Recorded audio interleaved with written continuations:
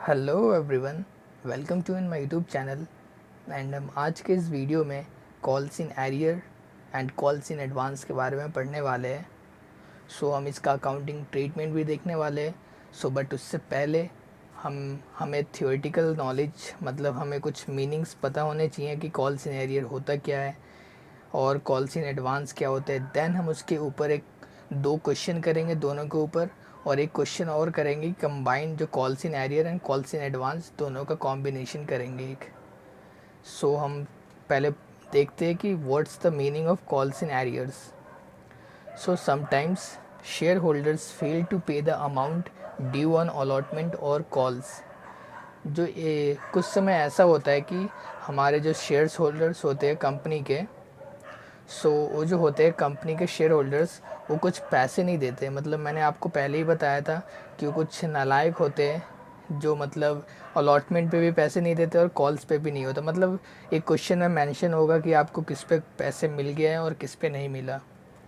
The total unpaid amount on one or more installments is known as calls in arrear, और आप इसको unpaid calls भी कह सकते हैं। और वही जो इंस्टॉलमेंट होती है हमारी, अगर अलॉटमेंट पे नहीं आया तो वहाँ पे हो जाएगी, कॉल्स पे नहीं आया कॉल्स में भी आपका first second and final call.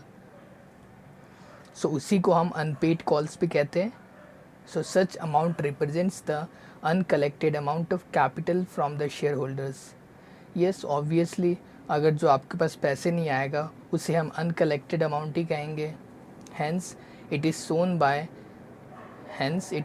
by way of deduction from called up capital to arrive at paid up value of share capital. आप जब सपोज़ करिए अगर कॉल्स पे आपका एक कॉल्स इन एरियर आ गया, किसी शेयर होल्डर्स ने पैसे नहीं दिए, तो जब आप रिसीव करेंगे तब आप उसमें से डिडक्ट करेंगे शेयर कैपिटल अकाउंट में से। देन फाइनल अमाउंट आप लिखेंगे वहाँ पे डिडक्ट करके। यहाँ पे यही कह रहा है कि called up capital to arrive at paid up capital value. आपको जो पेड अप कैपिटल वैल्यू चाहिए तो आपको कॉल्ड अप जो है उसमें से कॉल्स इन एरियर आपको माइनस करके आपका जो फाइनल अमाउंट जो जितना रिसीव हुआ वो आपको मिलेगा। आई होप आप मीनिंग के साथ समझ गए कॉल्स इन एरियर। हम इसी के साथ कॉल्स इन एडवांस भी देख लेते हैं इसका मीनिंग। कॉल्स इन एडवांस का मीनिंग देखते हैं। Some share holders may sometimes pay a part or whole of the amount not yet called up, such amount is known as calls in advance. ये बहुत ही सिंपल लैंग्वेज में है। इसमें क्या कहा जा रहा है कि कुछ शेयर होल्डर्स ऐसे भी होते हैं जो बहुत अच्छे होते हैं, मतलब वो अगर हम कुछ अमाउंट कॉल्ड अप भी नहीं करते कंपनी, मतलब कंपनी मंगवाती भी नहीं है पहले, उससे पहले ही, मतलब सपोज़ कीजिए अगर कॉल्स का है, कॉल्स का अमाउंट अगर इसने पहले ही दे दिया अलॉटमेंट पे, ऐसे भी केस मिलेगा आपको। अगर सपोज़ कीजिए ऐसे एक और एग्जांपल कि अगर फाइनल कॉल का पैसा आपको एक शेयर होल्डर ने फर्स्ट कॉल पे ही दे दिया, this is known as calls in advance, क्योंकि कंपनी ने उसको मंगाया तो नहीं है कि आप पैसे सबमिट कीजिए। मतलब अमाउंट यहाँ पे जो such amount is known as calls in advance, और जो अमाउंट तो रिसीव होते हैं उसे हम कॉल्स इन एडवांस कहते हैं। अभी हम इसके क्वेश्चन के ऊपर देखते हैं और अकाउंटिंग एंट्रीज क्या होते हैं उसको हम समझते हैं। हम पहले कॉल्स इन एरियर्स के एक क्वेश्चन देखते हैं, देन हम जो नेक्स्ट क्वेश्चन देखेंगे इसके बाद उसमें हम आपको कॉल्स इन एरियर और कॉल्स इन एडवांस मतलब दोनों का कॉम्बिनेशन कैसे होता है वो भी मैं आपको सिखाने वाला हूँ। अब पहले हम इस क्वेश्चन को देखते हैं। A limited company had an authorized capital of rupees 12,50,000 divided into 12,500 shares of rupees 100 each. The company issued 10,000 shares payable at rupees 20 on application, rupees 30 on allotment, and rupees 30 on first call, and rupees 20 and 20 on second and final call. All the shares were subscribed by the public. The directors made allotment and the money was duly received except, अब यहाँ पे बोल दिए accept मतलब जो पैसे नहीं दिए share holder, except the second and final call. यहाँ पे बता रहे कि सेकेंड एंड फाइनल कॉल का आपका पैसे नहीं आया। अब बता रहे किसने नहीं दिया, हमारे पास जो 500 शेयर्स का एक शेयर होल्डर था, 500 जिसके पास शेयर्स थे उन्होंने सेकेंड एंड फाइनल कॉल के पैसे नहीं दिए, which is transfer to calls in arrear में हमें डालना पड़ा। Pass the necessary journal entries. So मैंने आपको पहले भी बताया था, मैं आपको प्रीवियस वीडियो से बताते हुए आ रहा हूँ कि जब भी आप क्वेश्चन करेंगे उस पर आप मेक श्योर कि आप क्वेश्चन के टाइम ही आप उसके डायग्राम बनाएंगे। सो मैं आपको बना के दिखाता हूँ। यहाँ पे कंपनी ने इशू किया है, जितना इशू किया है हमारा 12,500 shares at the rate ₹100 each. So अब इसको पे किया जा रहा है एप्लीकेशन पे। ऑन एप्लीकेशन ₹30, अलॉटमेंट पे ₹30,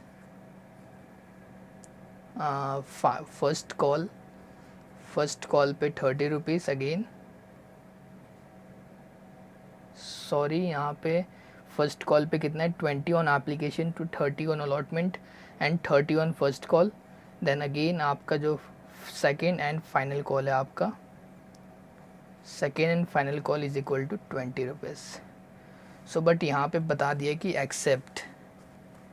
एक्सेप्ट अ शेयर होल्डर, मतलब आप यहाँ पे बुलेट पॉइंट से लिख सकते हो कि एक हमारे पास जो 500 का एक शेयर होल्डर था उसने जो पैसे नहीं दिए सेकेंड एंड फाइनल कॉल के।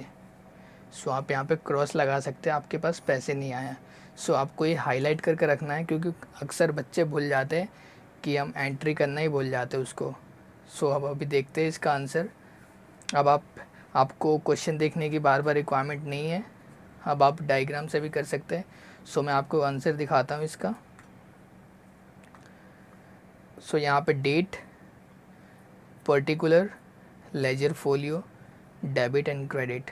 सो आप ऐसे in the books of A limited आप फॉर्मेट जब आप ट्राई करें कि अगर रफ़ में भी कर रहे हो तो आप फॉर्मेट के साथ करें, आपकी स्पीड मेंटेन रहेगी उससे। सो यहाँ पे आप सीरियल नंबर डाल सकते हैं।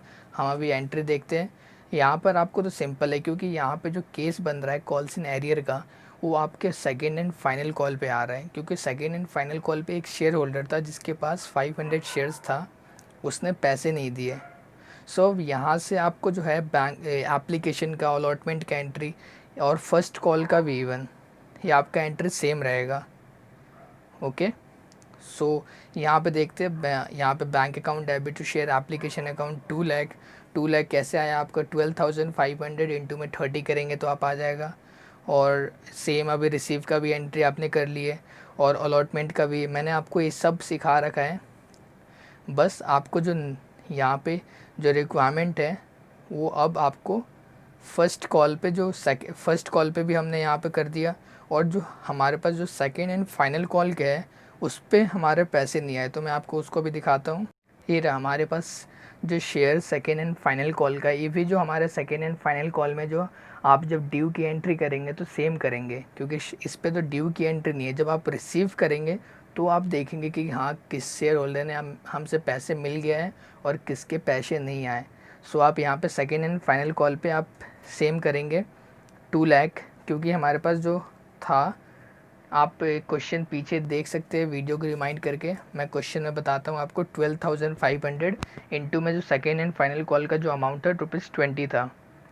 सो आप अगर इंटू करेंगे तो 2 लाख आएगा आपके पास।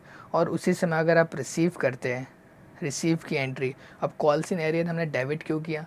क्योंकि कंपनी को तो लॉस हो रहा है ना, कंपनी को लॉस हो रहा है क्योंकि पैसे नहीं दिए एक शेयर होल्डर ने, तो वो कंपनी इसीलिए आपको डेबिट कर रही है यहाँ पे। बैंक अकाउंट डेबिट रिसीव करने की। अब मैं आपको बताता हूँ यहाँ पे टोटल बैंक में कैसे अमाउंट आया। टोटल हमारे पास 2 लाख था। आई होप ये समझ में आ रहा होगा, क्योंकि 2 लाख हमारे पास था। उसमें से कॉल्स इन एरियर जो था हमारे पास, ये जो 10,000 कैसे आया? 500 शेयर का जो मालिक था उसने 20 के हिसाब से पैसे नहीं दिए। सो आप अगर इसको माइनस करेंगे 20,000, यहाँ पे 10,000 आएगा, 5 2 10,000।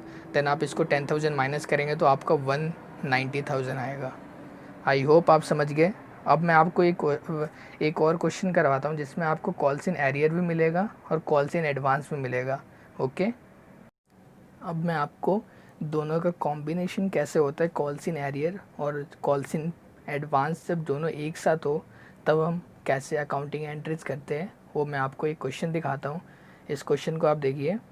The Kerala coir mills LTD with registered capital 5 lakh equity shares of rupees 10 each issued 2 lakh equity shares payable on 3 on application, 2 rupees on allotment and 3 first and final call, first call and 2 rupees on first, second and final call. So the amount due on allotment was duly received on the first call being made one shareholder holding। अब यहाँ पे बता रहा है कि किसने calls in advance दिया है और कॉल्स इन एरियर किसका है।